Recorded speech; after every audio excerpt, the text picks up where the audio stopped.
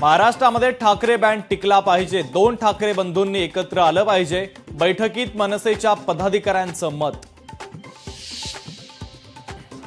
नाशिकमध्ये ठाकरेंच्या शिवसेनेतून अकालपट्टी झालेले सुधाकर बडगुजर सत्ताधारी पक्षाच्या वाटेवर, स्थानिक नेत्यांचा विरोध झुगारत येत्या आठवड्यामध्ये पक्षप्रवेश करणार, सूत्रांची माहिती। मिठी नदीत गाळ गैरव्यवहाराच्या प्रकरणी ईडीची छापेमारी, अभिनेता डिनो मोरिया आणि केतन कदमच्या घरी छापेमारी।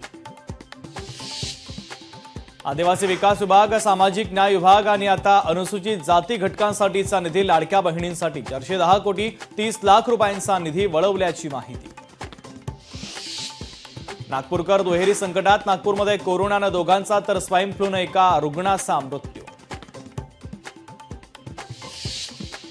मुंबईत मुलुंडमध्ये परप्रांतीय आणि मराठीवाद समोर, परप्रांतीय रिक्षा चालकाची मुजोरी, राज ठाकरेंबाबत उद्धट भाषा, रिक्षा चालकाला मनसे स्टाईल दणका।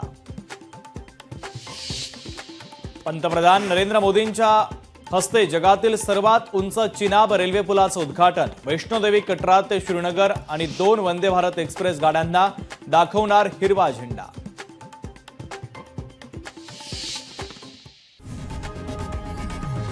लोकशाही मराठी ऐका, पहा, जागरूक रहा।